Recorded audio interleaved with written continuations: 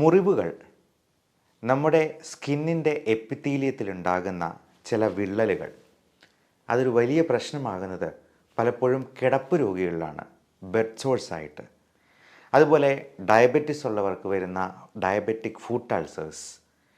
ഒരു ഡയബറ്റിക് രോഗി അദ്ദേഹത്തിൻ്റെ കാല് സംരക്ഷിക്കേണ്ടത് ഒരു ടീനേജുകാരി സ്വന്തം മുഖം സംരക്ഷിക്കുന്നത് പോലെയാണ് എന്ന് പറയും. കാര്യം ഒരു ചെറിയ പൊട്ടോ അല്ലെങ്കിൽ ഒരു വിള്ളലോ ഉണ്ടായെന്നാൽ അത് ചിലപ്പോൾ കാല് തന്നെ മുറിച്ച് മാറ്റേണ്ട ഒരു ഗതികേടിലേക്ക് മാറിപ്പോയേക്കാം.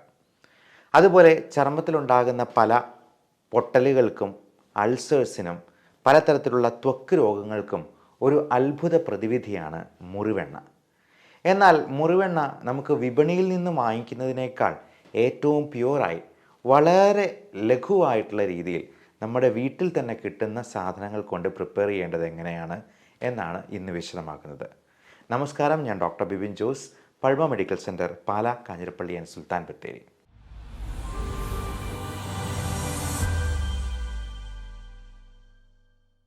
ഞാൻ ആദ്യം പറഞ്ഞതുപോലെ ബെഡ് സോഴ്സിന്, വെരിക്കോസ് അൾസറിന്, ഡയബറ്റിക് ഫുട്ട് അൾസറിന്, പലതരത്തിലുള്ള കുട്ടികളിലുണ്ടാകുന്ന ത്വക്ക് രോഗങ്ങൾക്ക്, നമ്മൾ ചെളിയിലൊക്കെ കളിച്ചിട്ട് വരുന്ന കുട്ടികൾക്ക് അങ്ങനെയുള്ള ത്വക്ക് രോഗങ്ങൾ വരാതിരിക്കാനായിട്ട്, വളക്കടിക്ക് തുടങ്ങിയ പല രീതിയിലുള്ള അസുഖങ്ങൾക്കും ഈ മുറിവെണ്ണ ഒരു അത്ഭുത പ്രതിവിധി തന്നെയാണ്. അതോടൊപ്പം പ്രത്യേകമായിട്ട് എടുത്തു പറയേണ്ട ഒരു കാര്യമാണ് പൊള്ളൽ, ബേൺസ്. ഈ ബേൺസിന് മുറിവെണ്ണ പുരട്ടുന്നത് കൊണ്ട് തന്നെ നമുക്ക് പലപ്പോഴും വളരെ അത്ഭുതകരമായ രോഗശാന്തി കിട്ടാറുണ്ട്. അതേപോലെ സ്യൂച്ചറിങ് ഇടേണ്ടി വരുന്ന പല അൾസേഴ്സ് പോലും നമുക്ക് നല്ല രീതിയിൽ കൂട്ടി യോജിപ്പിച്ച് അത് നന്നായി ക്ലീൻ ചെയ്ത് ഈ മുറിവെണ്ണ പുരട്ടി കൂട്ടി യോജിപ്പിച്ച് വെച്ചെന്നാൽ ചിലപ്പോൾ സ്യൂച്ചറിങ് ഇല്ലാണ്ട് പോലും അത് കൂട്ടി യോജിക്കുന്നതായിട്ട് കാണാം. അപ്പോൾ ഈ സ്യൂച്ചറിങ് വേണ്ട വലിയ അൾസേഴ്സൊക്കെ ആണെങ്കിൽ തീർച്ചയായിട്ടും ഒരു ഡോക്ടറിൻ്റെ സഹായം തേടണം. ഇനി ഡോക്ടറുടെ നിർദ്ദേശപ്രകാരം മറ്റു മരുന്നുകളും കൂടെ ഉപയോഗിച്ചതിന് ശേഷം ആവശ്യമെങ്കിൽ ഈ മുറിവെണ്ണയും കൂടി ഒന്ന് പുരട്ടി നോക്കുക. അത് ഏറ്റവും ഫലവത്താകുക കിടപ്പ് രോഗികളിലെ ബെഡ് സോഴ്സിനാണ്. അത് എത്ര ശ്രദ്ധിച്ചെന്നാലും അവരുടെ ചർമ്മം വളരെ അയഞ്ഞു തൂങ്ങിയിരിക്കുന്നത് കൊണ്ട് ചെറിയൊരു പൊട്ടൽ ഉണ്ടായിക്കഴിഞ്ഞാൽ അത് വലിയ വ്രണമായി ചിലപ്പോൾ അസ്ഥി വരെ കാണാവുന്ന രീതിയിലുള്ള ഒരു വലിയ ബെഡ് സോഴ്സായിട്ട് രൂപാന്തരം പ്രാപിക്കുകയും അത് തന്നെ ഈ കിടപ്പ് രോഗികളുടെ, പ്രായമായവരുടെ പ്രത്യേകിച്ചും മരണകാരണത്തിലേക്ക് നീങ്ങുന്നതായി ഒരു കാരണമായി അത് ഭവിക്കാറുണ്ട്. അപ്പോൾ ഈ മുറിവെണ്ണ എങ്ങനെ പ്രിപ്പയർ ചെയ്യാം എന്നുള്ളതിനെക്കുറിച്ചാണ് ഞാൻ ഇനി പറയാൻ പോകുന്നത്. അതിൽ വേണ്ട ചേരുവകൾ മെയിനായിട്ടും നമുക്ക് വെളിച്ചെണ്ണയാണ് വേണ്ടത്. അതിനോടൊപ്പം നമുക്ക് കുറേയധികം വീട്ടിൽ തന്നെ കിട്ടാവുന്ന പല സാധനങ്ങളും ഇതിന് ഉപയോഗിക്കേണ്ടതായി വരുന്നുണ്ട്. അത് ഏതൊക്കെയാണെന്ന് നോക്കാം. അതിൽ ഏറ്റവും പ്രധാനമായിട്ടും വേണ്ടത് ഒന്ന് മുരിങ്ങയില. നമുക്ക് സുലഭമായിട്ട് നമ്മുടെ വീടുകളിൽ തന്നെ കിട്ടാവുന്നതാണ്. അതേപോലെ ഉങ്ങിൻ്റെ തൊലി. ഉങ്ങിൻ്റെ തൊലി എന്ന് പറയുന്നതും നമുക്ക് നമ്മുടെ വീട്ടിൽ പറമ്പിലൊക്കെ തൊടികളിലൊക്കെ വേണമെങ്കിൽ കിട്ടാവുന്നതാണ്. ഈ ഉങ്ങെന്ന് പറയുന്നതും നമുക്ക് നമ്മുടെ വീട്ടിൽ തന്നെ വളർത്തിയെടുക്കാവുന്നതാണ്. അതോടൊപ്പം നമുക്ക് ചേർക്കേണ്ട മറ്റൊരു പ്രധാനപ്പെട്ട ചേരുവയാണ് വെറ്റില, താർത്താവൽ. താർത്താവൽ എന്ന് പറയുന്ന ഒരു ചെടി, അത് പലപ്പോഴും ഉളുക്കിനൊക്കെ ഉപയോഗിക്കുന്നതാണ്. അപ്പോൾ ഈ വെറ്റിലയും വളരെ നല്ല രോഗശാന്തി നൽകുന്ന വളരെ ഔഷധ ഗുണമുള്ള ഒരു ഇലയാണ്. അതോടൊപ്പം നമുക്ക് ഈ അലോവേറ എന്ന് പറയുന്ന കറ്റാർവാഴ നമുക്ക് നമ്മുടെ വീട്ടിൽ തന്നെ വളർത്തിയെടുക്കാവുന്നതാണ്. അതോടൊപ്പം നമുക്ക് എടുക്കാവുന്ന മറ്റൊരു പ്രധാനപ്പെട്ട ചേരുവ മുരിക്കിൻ്റെ ഇല, ചെറിയ ഉള്ളി എന്നിവയാണ്. അപ്പോൾ ഇതെല്ലാം, ഈ ചെറിയ ഉള്ളിയാണെങ്കിലും മുരിക്കിൻ്റെ ഇലയാണെങ്കിലും ആദ്യം പറഞ്ഞ മുരിങ്ങയിലയാണെങ്കിലും ഒക്കെ നമുക്ക് ഒരു 250 ഗ്രാം വീതം എടുക്കുക. എല്ലാം സമം എടുക്കുക. എന്നിട്ട് നമുക്ക് അത് വെള്ളത്തിലിട്ടിട്ട് അതിൻ്റെ വെള്ളം നമുക്ക് നല്ലപോലെ അത് ചതച്ച് പൊടിച്ച് ചേർത്ത് ആ വെള്ളം നമുക്ക് അരിച്ചെടുക്കണം. അപ്പോൾ ഇത്രയധികം സാധനങ്ങൾ ചേർത്ത് നല്ലപോലെ പിഴിഞ്ഞ് അതിൽ നിന്ന് കിട്ടുന്നതിൽ 4 ലിറ്റർ വെള്ളമാണ് നമുക്ക് എടുക്കേണ്ടത്. അപ്പോൾ 4 ലിറ്റർ വെള്ളവും കൂടി ഇതിൻ്റെ കൂടെ ചേർത്ത് നല്ലപോലെ മിക്സ് ചെയ്ത് പിഴിഞ്ഞെടുക്കുക. ഈ 4 ലിറ്റർ വെള്ളത്തിൻ്റെ കൂടെ 1 ലിറ്റർ വെളിച്ചെണ്ണ നമുക്ക് ആവശ്യമാണ്. ഈ 1 ലിറ്റർ വെള്ളവും പിന്നെ 1 ലിറ്റർ നമുക്ക് അരി കഴുകിയെടുക്കുന്ന വെള്ളവും കൂടി മിക്സ് ചെയ്യുക.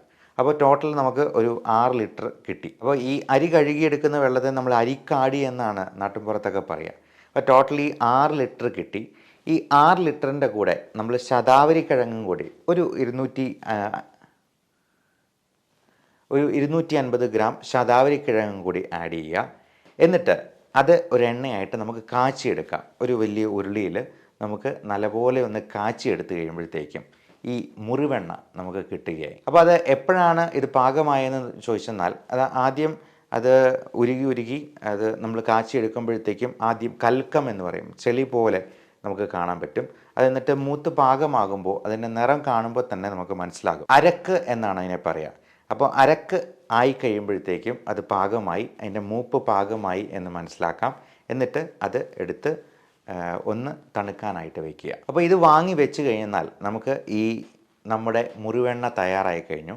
ഈ മുറിവെണ്ണ എത്ര നാളിരുന്നാലും അതിൻ്റെ ഔഷധ ഗുണം കൂടുകയേ ചെയ്യത്തുള്ളൂ, ഒട്ടും കുറയത്തില്ല. എന്ന് മാത്രമല്ല, നമുക്ക് ഏറ്റവും നല്ല പ്യുവറായിട്ടുള്ള സാധനങ്ങൾ ഉപയോഗിക്കുന്നതുകൊണ്ട് നമ്മുടെ വീട്ടിൽ തന്നെ ഇത് കരുതി വയ്ക്കുകയും ചെയ്യാം. കുഞ്ഞുങ്ങൾക്ക് വീണ് മുറിവേറ്റെന്നാലും നമുക്ക് എന്തെങ്കിലും തരത്തിലുള്ള ത്വക്ക് രോഗങ്ങളുണ്ടായിരുന്നാലും ഒക്കെ ഇത് ഉപയോഗിക്കാം. പക്ഷേ ഉപയോഗിക്കുമ്പോൾ പ്രത്യേകം ഒരു കാര്യം ശ്രദ്ധിക്കേണ്ടത്, ആദ്യം നമ്മുടെ കയ്യിലോ കാലിലോ ഒക്കെ ചെറുതായിട്ടൊന്ന് പുരട്ടി നോക്കുക. ഇതിനോട് എന്തിനെങ്കിലും അലർജി ഉണ്ടാകുന്നുണ്ടോ എന്ന് നോക്കുക.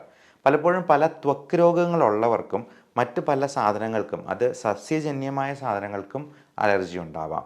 അത് നമ്മൾ ഡെയിലി കഴിക്കുന്ന അരി, ഗോതമ്പ്, പാല്, മുട്ട, ഇറച്ചി തുടങ്ങിയ സാധനങ്ങൾക്ക് പോലും ഉണ്ടാകാം.